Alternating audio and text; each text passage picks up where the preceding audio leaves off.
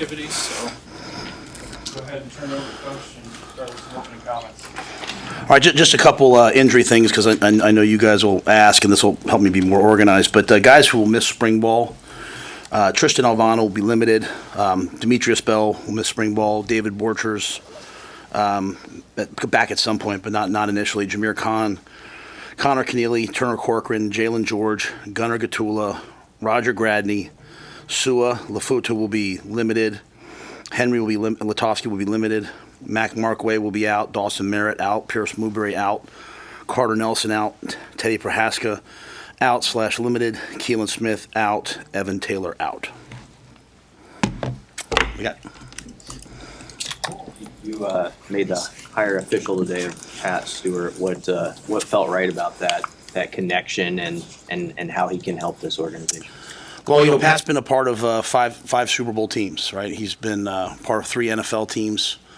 I've worked with him twice before, which, it's that when I say that, that's not friendship. That's knowing how adaptable and versatile he is.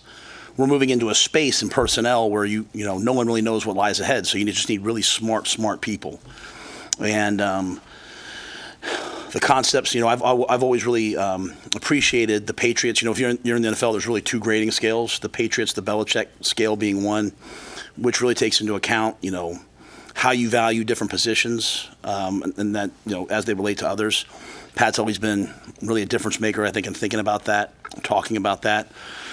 So as we move into this new space in college, where you now have added in both recruiting, retention, and now finance, I think Pat's just another really, really smart person who can help us with that, take our evaluation skills to the next level.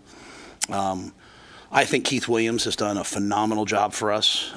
Keith has, continued to rise in the organization, and really, Pat's weakness will be the recruitment piece. You don't really recruit in the NFL, but Keith, Troy Vincent, Avery Gossett, I think those people have done a fantastic job, and I think Sean Patton's done really a phenomenal job in the 3 years. We've had top 25 classes. We had a top 10 portal class, and this was kind of precipitated by him kind of wanting to move into a different space, wanting really to stay more in player finance, wanting to be more in analytics, and a commitment by us just to kind of look at personnel departments and recruiting departments and try to take it to a whole other level, which I think you're seeing across the board in college football. So Pat seemed to be the right fit. We're lucky to get him. He left a great job in New England. Very grateful to the people in New England to let him come, and we're excited to have him. Is he going to handle a lot of the transfer evaluations too? Because he kind of head up a scouting of being able to, evaluate transfers as they go forward. Yeah, I think he'll oversee. It's kind of like any other coordinator, right? It's the same as like Dana. It's the same as Butler. It's the same as Zach. He'll oversee it. He'll implement, the philosophy. The way we evaluate college players within the portal is going to be different than the way we evaluate high school players. And then the valuation that goes on top of that is completely different. Used to be, hey, we'd love to offer this guy a scholarship. We'd really love to have him. Now it's, hey, at what value financially are we willing to put on him? So, we'll build out the people below him that work with him. As I said, I mentioned some of the people already, Keith and Troy and Avery, and there's some more to be added. But I think he'll oversee that. I think the grading scale and the things that we're looking at, specifically in college players, will come from him, and we'll still stay with the same beliefs we have with high school players in terms of traits and certain things, more developmental. Is it oversimplifying to say that it's all just moving more to look like an NFL model? Yeah, I mean, even the rules, it used to be it had to be the 10 countable coaches, and then this year they allowed you to kind of change who went on the road. And there's some proposals out there that, like I remember listening to Notre Dame as they were in the college football playoff, substituting and having some of their recruiting staff out on the road. I think even a couple of their female work employees were out there, which I think is wonderful. And I think it's opened up a space, much like the NFL. I mean, why? Why do your coaches also have to be the people on the road? They already work enough, and so. I think things are moving actually in the right direction, and having people, what Sean has done in terms of building out the databases, and I mean, it's a full-on financial, model. And working with Jonathan Bateman and Haven, you can't be a penny over, right? You can't make a mistake. And so it's a really unique time. So I think, it's moving very much in that direction. And but I don't think the answer is just purely. I didn't hire Pat just because of, hey, he's from the NFL, because it's very different still than the NFL. I just think the thing with Pat is he's just really smart. When I have a question about personnel, I call James Blanchard at Texas Tech, who's one of the kind of the difference makers out there that we hired years ago. I call Pat Stewart. I call these guys. So when Sean kind of indicated, hey, I want to do something a little bit different, we started looking at, hey, who could come in and kind of lead the evaluation part of this, and Pat stuck out. You get a sense coming out of Matt Grill's if you feel further along in year 3 than past years, and are there any guys in particular who have stuck out with their voices and how they've led? Oh yeah, we're certainly further along than we ever have been. Just looking at us physically, right? One of the hard things that we've done is we've taken a lot of young players in the first 2 years, which leads to a sort of a young, physically and mentally immature team at times. Those guys are growing up. So I think you see a team that's bigger, faster, stronger, understands more what needs to be done, takes on things in a much more mature way less distractions. To isolate any one player, I don't know that I could, because I think there's so many doing a great job. In good news, there's not one person that's not doing a good job. There's no one that's sort of in the doghouse per se, as there have been in years past. I think everyone understands what's at stake. And, I think, the guys we brought in the portal, they've been excellent additions. But the great news is they don't stand out so much. It's not like, oh, wow, they're so much better than everybody else we have. I think you see a ton of competition, which is exactly what we want. Yeah, how much have you seen just in the couple of months that Holgorsen, between the Pinstripe Bowl and today, how much has he just sort of taken charge of the culture on that side of the ball and maybe even tweaked things, even though there hasn't been a practice or a game? I don't necessarily know that he's changed the culture. I think really at the end of the day, our issues offensively when we've had them have just been consistency. And I think I stand on record as I think I haven't said that. I just think sometimes we just did too much and tried to serve too many masters. And I think he's kind of come in and just been like, hey, these are the things that we're going to do. And, he hasn't changed the terminology. It's still the same offense. It's still the same things that we were doing before. It's just kind of dialed down into what he feels like and the staff feels like we're going to be good at. They do a great job. They meet together. We go out. When we're able to, we do some football stuff when we can. They work on it, evaluate it together. I think the thing with Dana is he's really a unifying force. He works with everyone. Sometimes you think of these guys who, like him, have had a ton of success. And they're kind of like these off on the side, guru all by themselves. But he's just really, I think, does a great job of utilizing his entire offensive staff, bringing it along to the players, and holding the players to a high standard. And the proof will be in the pudding, right? But I like what they're doing, and I think the players are comfortable, kind of in the direction that we're heading. What can 8 or 9 months with Dana and Dylan do for Dylan that he didn't have the opportunity to get when Dana came in November and they had a game to prepare for? Well, in general, right? If you go back and look at Dylan's year, as a freshman, I think he did a lot of things that were not a lot of freshmen do. I think he was really up there in terms of passing percentage and all those different things. And then there's things I know as a freshman he would love to improve upon. So he's going into year 2 now. Last year, as a highly recruited freshman, I think at this time you saw him trying to, keep his voice quiet and just earn everyone's respect. I think now, he has to step up and lead when able. He's really working on his body composition. He won't be a great quarterback at 240 pounds, right? So getting his body composition to one where he can be fleet of foot, where he can slide nimbly and move within the pocket, where he can convert third downs with his feet.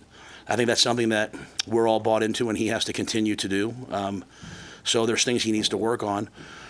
But also, just another year in the system, another year of understanding what a mat drill looks like, what an off-season workout looks like, what meetings look like. I think all players make a great jump from year 1 to year 2, and then probably from year 2 to year 3. The thing we're trying to avoid with all of our freshmen is a lot of times guys have some success as a freshman, and then they kind of tail off, and all of a sudden it takes till year 3, and you got to get them back going again. And whether it's Jacory or V9 or Willis or any of those guys who played as a true freshman, making sure that doesn't happen. And Dylan's certainly one we can't allow that to happen with. And so, Dana will, I'm sure, push him in every respect. Glenn does a great job with him on the day-to-day, and I think you just see a lot of consistency on that side of the ball. What's a guy like Rocco Spindler add to that O-line room and how he can help? Well, I mean, first and foremost, he's a big, powerful man, right? So I mean, he's another guy up front who can move people, who can accelerate his feet at the line of scrimmage, knock somebody back, slide his feet and pass pro. So it's just another good player, and he's really a great guy. He's a really good person. He fits the culture of that room. Sometimes you bring a guy in from a place that's had a lot of success, and they've got all the answers. And I think the thing that he's done is he's been great about just assimilating into our culture and adding value where he can. I think he'll be one of the the leaders in that room, and there's a bunch of them. I think you see a guy like Justin Evans, who's really with the older guys gone, now it's kind of his time. Some of those guys, Turner, Teddy, Henry, Gunner, they're all hurt, right, coming out of the season. So the guys that you have practicing full time, the Justins, those guys are really trying to accelerate kind of where we are. And I think Rocco's just jumped right in.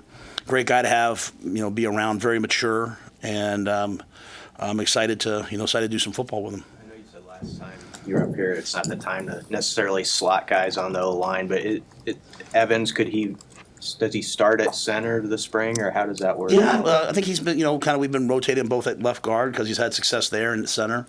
We have a lot of guys, that we're excited to see play this spring.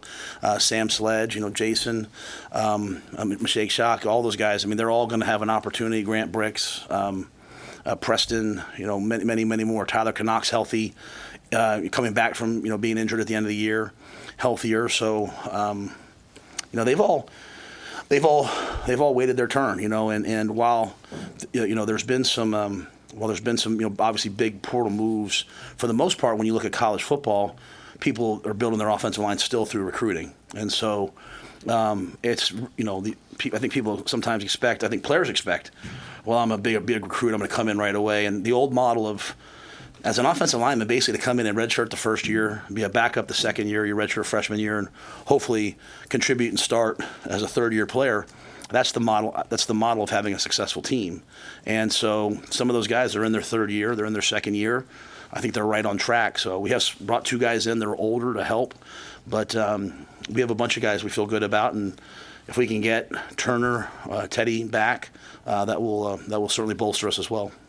Ran that spring league last year. Do you expect that to return, or with smaller roster sizes, is the format going to change for the spring at all? Yeah, we won't do that this year. That was for a certain time and place. I think this year we have an older team in many ways, and so practice will look different. So I think that was just kind of something we did last year, really to try to build some competition and really get the guys learning to compete. I think now it's a little bit more about taking our execution, our situational football, and some of those things, and accelerating those. With the staff additions that were made over the offseason, how important is this spring, Matt, for just the players to build the trust with their coaches and vice versa? I think anytime you bring new people in, I mean that's college football now, right? There's going to be hopefully not a ton of staff movement every year, but there's going to be player movement, and so we have to make decisions based upon really production and professionalism, not potential. And that was a big thing for us at the bowl game. We talked a lot about we're past the point of potential now. Now it's who produces, who's a professional, and earning what you get. And so having some guys come in, having obviously Ekeler come in with a fresh set of eyes, looking at guys, having Snow there now, with a fresh set of eyes. Addison coming in with a fresh set of eyes. Sometimes maybe you're a guy that you're kind of down the depth chart at your position, and someone comes in and sees something in you that the previous guy didn't see. And so I think that gives a lot of guys opportunities. Terry and Phil coming in with the defensive line and outside backers. Just again a different group of people. So I think it'll be really, really important this spring. And the off season's been really important, and the meetings. At the end of the day, as you have a more talented roster, you really can't waste a day. And I think our roster's the best it's been. I think the guys are developed, and so they have to take advantage of the opportunities they get. Is the purpose at all? You mentioned having an older team and some changes with the spring, but does and of course not having a spring game. Is there anything else significant that changes about what you're trying to get done in spring? Do you scrimmage as much? What's changing about spring football from your perspective? Just a spring game. I mean, honestly, we'll still do the same amount of work. Really, we had never really done the spring league before. We did that last year. And again, it just, kind of felt like that was a team. We're kind of where we were as a team. And, we had 3 quarterbacks we were all trying to, evaluate. Or, so there was a lot more moving pieces than back then, or maybe 2, I can't remember at the time, but 2 or 3 we were trying to evaluate everybody. So I think, we're just a little more settled in. But yeah, we'll still be I mean, these are still young players that have to become good players, right? And so I think that's one of the things we're going to, there's a lot of people talking about just go to OTAs and don't have spring football. I think that would be a complete and total mistake. There's a lot of players here that don't know how to properly tackle at this level, don't know how to block at this level. And I remind our coaches, because several of them have been in the NFL, you coach in the NFL, you train players in college, you're teaching them, you're training them how to do it. And so sometimes you're taking players from other schools who've been trained for a couple of years and training them our way. So there's a lot that needs to be done. So it'll be a good physical, hard-nosed spring. But with the only real difference being just what sort of the outside world sees in that spring game. Speaking of backup quarterbacks, you have a battle at that particular position. Obviously, Dylan being the starter. So the guys behind Jalen, is it Marco or Marcos? I'm not sure exactly which it is, and then of course TJ. What are you hoping to see from all 3 of them? They're all kind of at different levels. Yeah, I mean, I think I couldn't even speak on it now because I haven't seen them at all. They're young players. They're young to our system. What I do know is that when we went to the bowl game, we wanted to make Heinrich to tight end, and I was sort of like, well, if we get stuck at quarterback, if something happens, he can always go play quarterback too. And after about 2 or 3 practices, that wasn't even a thought. I mean, they had so much confidence in Jalen, and Dylan's one of those guys that if the play ever comes in called wrong, he knows it so well he can fix it. And where sometimes some of the other guys are like Ron Burgundy, they're going to say whatever comes up. And Gramstad's a lot like Dylan. You know what I mean? Like those 2 guys kind of reminds me like in the NFL when you have like a really good young quarterback and you bring in a veteran backup behind him who's accelerating, like, hey, this is how we study. Not that Jalen's necessarily teaching Dylan what to do, but you can see them, they jive off each other, right? They vibe off each other. And great thing about Jalen is the ball's going to go where it's supposed to go. I mean, he's absolutely a winner. Wanted him to come back. We wanted him to come back. So I feel very confident with him. And then, basically we have 2 freshmen. And so they have to get some reps and show us what they can do, and but I do feel good about what they've shown so far.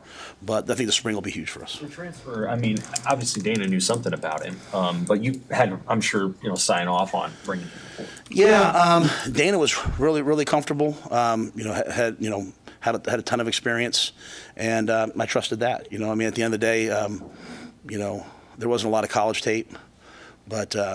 I trust Dana a ton on those things, and so even when it came to the when they talked about the receivers, obviously Dane, there was a lot of production, but Hardley was a little different, but DeKeel stood up for it, and I think at the end of the day, anytime you coach a player and you feel like, hey, this guy's special, then you'd be a fool not to take advantage of insider knowledge. So. You mentioned Heinrich in his move to tight end. How big of a time is this for him in his development, the moving positions?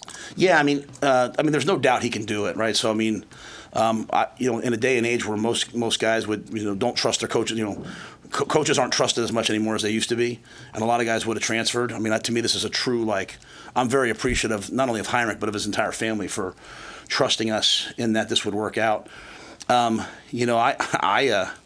I didn't expect him to play as much in the bowl game as he did. It was just, Dana and those guys, as they put the game plan together, felt like, hey, he's going to be someone that elicits different defensive personnel, which will give us an advantage. And he was physical. He can really run. Sometimes I say things and people look at me like I'm nuts until it's proven. And like I said, he was one of the best athletes I've been around. All of a sudden, he's in the dunk contest, and people are like, "Oh, what a good athlete!" Like he's really a special athlete. I mean, he can run. He is explode. They just had a little. Today was Husker games, so we had like a little competition with all across campus, and then they finalized with a dunk contest. And I mean, he's windmill 360 and all those different things. He didn't win because he didn't, I think he only won the other one because the Nebraska fans voted for him because he's from Nebraska. I told him that too, but anyway, he didn't. But this one, he didn't win this one, but he was really close. And so he's a great athlete who's had to learn the physicality. And I think Sat's done a great job of. I mean, a lot of guys would take a guy like that and just be like, oh, whatever, or take that guy and just we'll have him run routes, but they're teaching him all the blocking, all the protections, and I think he's doing a really great job because he recognizes he's going to have a chance to play at the next level via this position.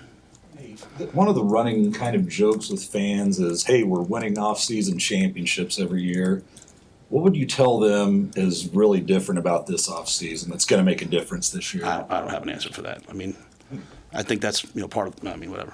I've been here for 2 years. I got to do the best we can in the off-season to have success. I try very much not to hype things up. I think sometimes we hype things way up here and then get really disappointed when things just to me, life's all about like taking little steps. Like, you become. It takes a long time to become an overnight success, and so we've always kind of built towards year 3. So I, just going to try to get better today and try to build on this team this year and have a good year 3, and after that we'll reassess where we are after year 3. And we'll try to have a good year 4, and just keep doing that until they tell me to leave or I die, one of the two. So. And I know you commented on your non-conference scheduling philosophy. As you move forward and look at what you see is best for Nebraska in scheduling games out of conference, how do you balance the needs of the program with also the needs and wants of the fans to be able to see good teams out of conference potentially come into Memorial Stadium and play Nebraska in early months of the year? So I love the fans. So this is going to be taken the wrong way, but the only teams that win are the teams that put the program 100% first, and winning comes first. And so the last 2 national champions came out of the Big Ten, and neither one played a Power 5 opponent. So I completely get it. I completely get it. And it's really hard when there's, and again, I don't get to make these decisions because I would unilaterally make them, and it would be, just I got asked a question on a podcast, and if you ask me something, I'm going to answer it usually. So,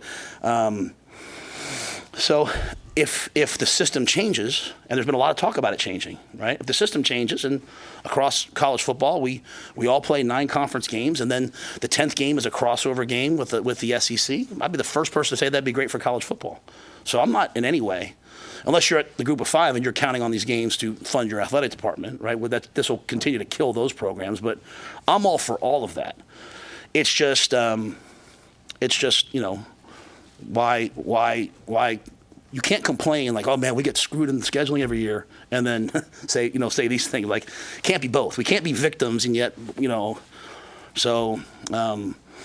And then I think the biggest thing everyone has to understand, honestly, is what I'm seeing from Troy, and I see Troy taking a lot of heat on all sides.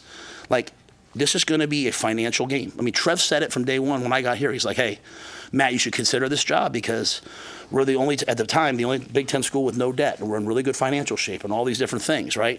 And he was right. He kept saying, hey, revenue sharing is going to come. There's these lawsuits. And I would sit in meetings and people kind of look at Trev like, is he sure? He was 100% right. So everything that Trev said has shown up.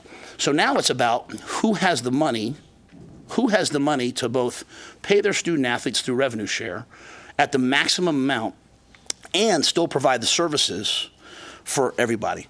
So there's going to be a lot of schools now that are going to butcher their athletic programs, right? They're going to just say, you know what, like, hey, these are basically club sports. Now they don't get to eat in the training table anymore. I don't want that. I do not want the training table to be like just football and a couple other sports. I love walking in there and seeing the tennis team in there. I like being a part of all those student athletes. And so the Olympic sports, the non-revenue generating sports, I want them to have life skills. I want them to have elite medical care. I want them to have psychological services. I want them to have academic services. If you're paying the players, where does that money come from? Like, where does that money come from? So it's going to come from new concessions deals that are the best thing financially. It's going to come from all that. Now, I'm stupid for even saying this because I'm going to take a bunch of heat for it, but it's just like you can't have everything. You know what I'm saying? Like, we really want to win, but we also want this, but we also want this. It's like, you know what? When I go recruit kids in Florida and Georgia, and they're like, Coach, when are we wearing this uniform and that uniform? At some point, I got to be like, it's kind of hard for me to say, hey, if I do that, people are going to be upset. Do you want the good recruits? We got it. We got to just make a decision here, like where we want to go. And so there's a big financial component to this, and we actually are in better shape than most teams. Like because we don't have the full amount of sports that a lot of Big Ten schools have, but we don't have the 14 or 16 that the SEC has. So I just think there's a lot of really hard decisions, and I think when you get to tough times like this, you need strong leadership, like Troy Dannon, like obviously Jeff Gold, hopefully me in football, hopefully other coaches to make decisions that need to be done.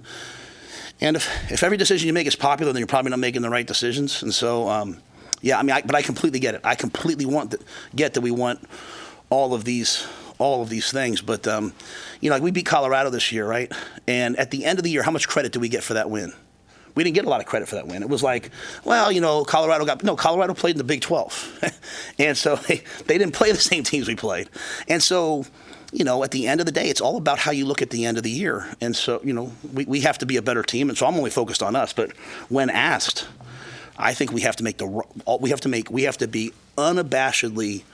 I've said from the very beginning I got here, we have to be unabashed about investing in athletics, and we have to be unabashed about doing the right thing for right now. And that's difficult to do. I appreciate Troy's leadership. I think, I see him, I saw him yesterday, and he can't spend more than 3 minutes with me without having to go take a phone call about something, because these are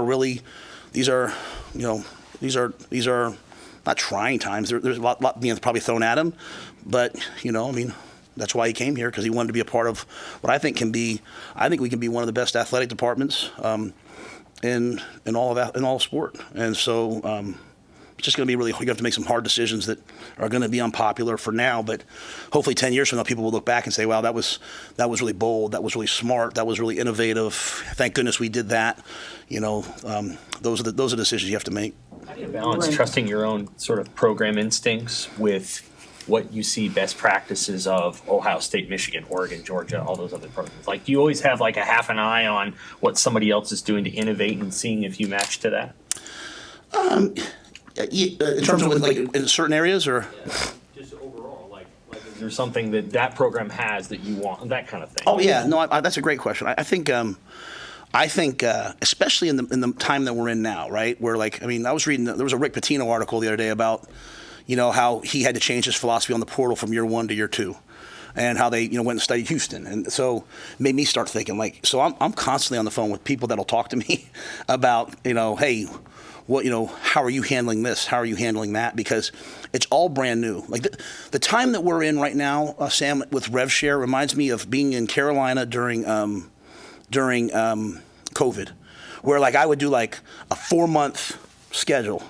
And all of a sudden on Thursday, a new memo would come out, and there'd be brand new rules. And I'd go in and I'd run to the office and I would do a whole new schedule. And then all of a sudden next Thursday, a new memo would come out, because they were just really trying times. And it was like, all right, you had to just constantly adapt to the things that were thrown in front of you. I think we're going to do RevShare one way, and then all of a sudden it changes or something. There's a new, and it's not even April 7th yet. I don't even know if what all will happen. So I'm always just trying to, stay up to date with both what we think is best, talking to Troy and people like that, but then also talking to people at other places. And at the end of the day, the what are the differences? What are the issues? What are the pain points at each school, right? So, if you're coaching at Florida, if you're coaching at Miami, recruits are driving to you every single day. If you're at the University of Nebraska, you have to work really hard to get people on campus. So we have different things, right? So it's like they have maybe a different issue. We have our own issue. So just trying to balance schools that are in similar situations. Hey, how are you doing this? How are you doing that? So it's, I think that's the job, right? It's just constantly evolving and figuring out, hey, what's needed for us and what's needed now, while also looking at best practices. Indianapolis for the combine, obviously. What are your thoughts on just how those guys perform down there, especially Ty with his big day? Yeah, we were only able to go for one day, and I thought it was really important. We try to go every year. I mean, I don't know the last time we've had 4 guys be at it, but, we were proud to have 4 guys at it. Proud to have, I was able to go to the Senior Bowl. I wasn't able to go to East-West, which Nash let me know about, which I apologize to him, but went to the Senior Bowl for a couple hours just to show those guys some love, and then went to the Combine. I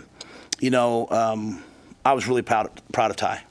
I walked right in. A lot of the scouts I've known for a long time, just coming through our schools and stuff. And first guy I saw was like, man, Ty crushed his interviews. And Ty's been great, right? Ty talking about how great our facilities, how great Corey and Kristen and Mitch, and how they've gotten him ready. The guy that we came in and met with, he had a torn shoulder at the time. He was kind of a 2-gapping nose. To see him out there running a 4.83, to see Thomas out there running so well. And I didn't get to see Thomas because he was in a ton of medical stuff that day. I'm proud of those guys. I'm excited for those guys. Excited for Isaiah. I'm excited for Tommy. I'm excited for. There's a bunch of other guys too, that didn't get invited there, but they'll do really well on their pro days. And so, the investment we've made into player development, food, nutrition, athletic medicine, training, that's paying off when you see guys at the combine. It's also paying off on our own team. When I say improving the roster, I don't just mean going and getting different players. I tell guys that all the time. I'm talking about getting guys to be at the fastest and most explosive they've been in their lives. We've had 2 NFL teams this year try to hire Corey. We've had an NFL team come in and try to hire Mitch. Like, we're hiring the right people. It's keeping them has been the challenge, which we've been able to keep those guys so far, knock on wood. But I think we have some of the best in terms of development. And when we go out there and, Thomas is in the top 2 or 3 athletics at all tight ends, when Isaiah runs a great time, when Ty's runs what he did, and obviously Tommy's still coming back from the injury, but when they see that level of athleticism, hopefully that signals to recruits, hey, if I go there, I'll get developed, and signals to our players, buy into what we're doing. Sometimes players think like, well, I need to go train with this one guy way over here. And what's happening right now is you walk in this facility right now, and Cam Jurgens is in there every day, who's one of the best players in football. He chose to come back and use this facility. Ty's in here right now. Fedoni's in here right now. Bullock, Phelan, you got a bunch of guys that are all in here because this is one of the best facilities in the country and with some of the best people in it. So I go to the combine. I wasn't planning on being on McAfee. Like someone grabbed me and said, "Hey, Pat wants you on," which I think is always good for the program. But more importantly, I think it's good for us to talk to the scouts, talk to the people there, and advocate for our guys because I want them to get the benefit of the doubt. You routinely have had solid defensive lines. What is your overview of that group as you move on without Ty and Nash as you head into spring ball? I think as we've gone back and watched the tape from this past year, especially with Butler now in a coordinator's role and with Snow coming in, even before Terry got here, I don't think any of us really appreciated how dominant Ty was. I mean, he single-handedly was like a cheat code. I don't think any of us appreciated how good Nash was, how good MJ was. And so, there's big shoes to fill. But I think Cam Lenhart's ready, and I think Riley Van Poppel's ready, and I think Elijah Judy's ready, and Keona Davis and Willis McGahee, and all those guys. I think those guys are all ready. They've been in the system. We got guys that came in behind them, younger guys. We got some guys in the portal. So we have 2 freshmen that aren't here yet that we're excited about. So I think the defensive line will play at a really high level. Will they play at the level that Ty did? I mean, that's a lofty goal, and we'll chase that.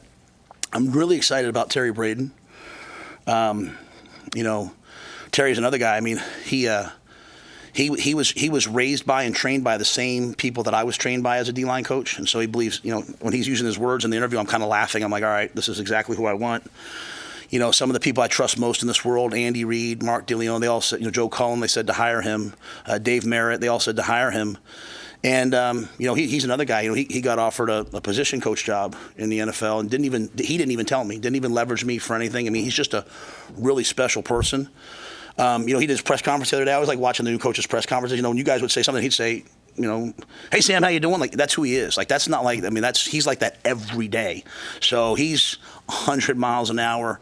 I think he's going to be really valuable to us. And then getting Phil Simpson back, to me was really, really important. I mean, those edge players, they have to play with such a tenacity and a physicality and an effort, and Phil's going to demand that. And I think, when Phil was here the first time, I did not want him to leave. I worked hard to try to keep him.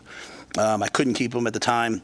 I was able to now give him a job that he could get his whole family here, and really excited to have him and Maria and their whole family here. So I think we really got the right guys up front to play good defense.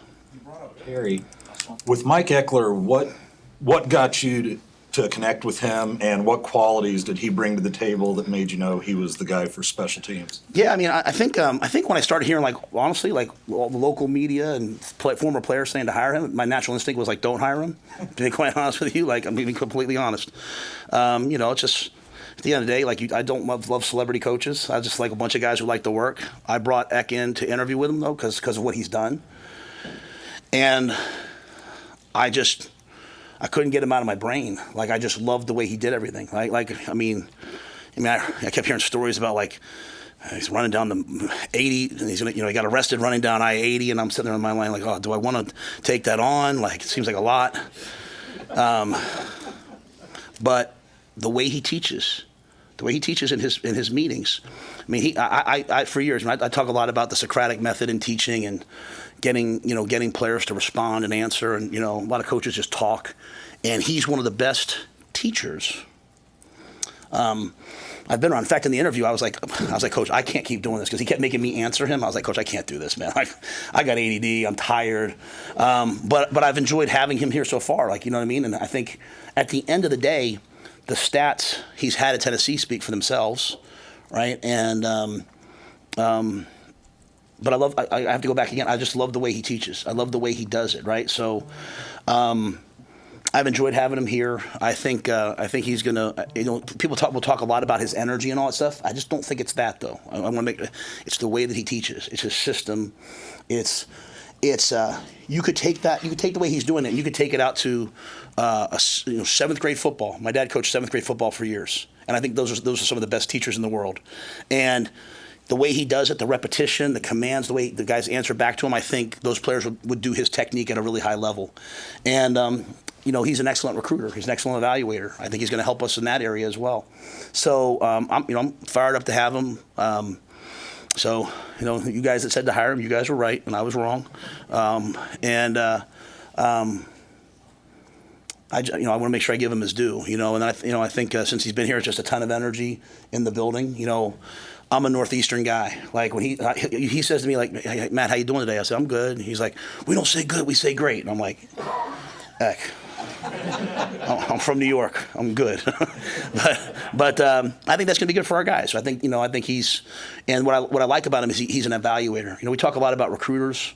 The key is evaluation. And him and Snow are two old school evaluators as they come in and see our players and, see guys like Bryce Turner. Bryce Turner is now 210 pounds. He was a 10-2 kid in high school, right? He's now up to 210 pounds, still running close to 22 miles an hour. And, a lot of guys, well, what is he?